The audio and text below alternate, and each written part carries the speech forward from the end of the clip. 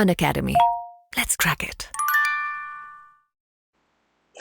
As time went, it was Cholas who actually took temple making to a whole new level. During Chola period, temples were developed with high boundary walls. They have developed with very high boundary walls. The front wall of high entrance was Gopuram. Now, one thing that you can remember is in Cholas, the temple Gopurams which are there started to be seen on all the four sides of the temple or the four entrances, the east, west, north, south. All the four entrances you will see Gopuras. And temples had the Panchatana style, and that Gopuram is the stepped entrance which you see like this. Step.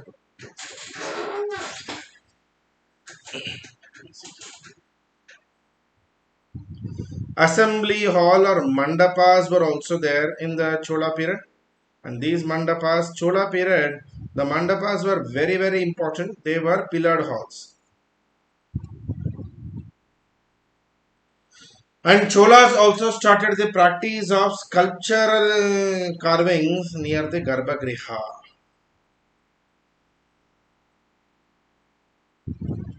Sculptural carvings near the Garbhagriha, and water tank was always there inside. I'll give an example of this. Why this used to happen is the temples of South, temples of Cholas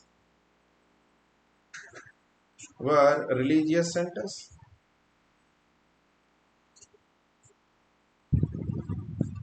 Education centers, administrative centers like tax offices or e-governance centers, and also spiritual centers. And most of these temples eventually became, our temple areas became markets, leading to what we call market towns.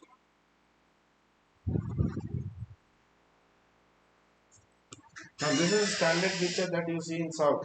Almost every temple, every big popular temple ends up as a large god complex and a spiritual town.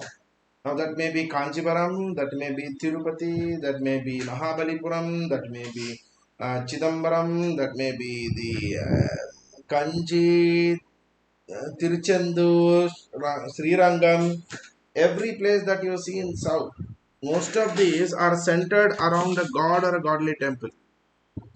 And in South and in Chola period, the temple is called Kovil. Kovil means abode of the ruler. This indicates that from the Chola period, the tutelary god, the tutelary god of the region was always considered the god. I mean, the god himself was considered the ruler. And the actual ruler, the Chola king, is essentially a regent for the ruler. He's only a regent, not the real ruler. Typical temple structure used to be like this. A water tank inside the complex. You can see there is Panchetana 1, 2, 3, 4 subsidiary shrines with one central shrine. A Vimana, like pyramidal tower. This is what Vimana used to look like. If you want to see this in 3 dimensions, it used to be like this.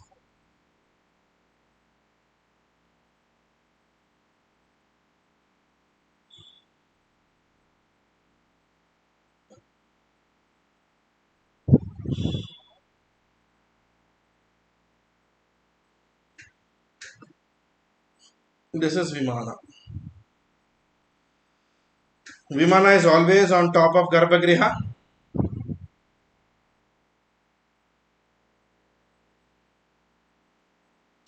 Vimana is always on top of Garbhagriha, and there will be Gopuram.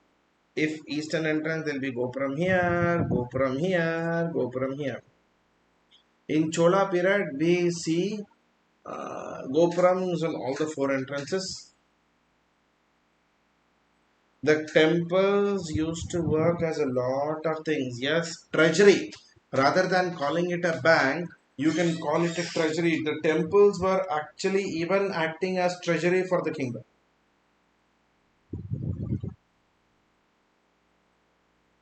Main treasury for the kingdom in the Chola period.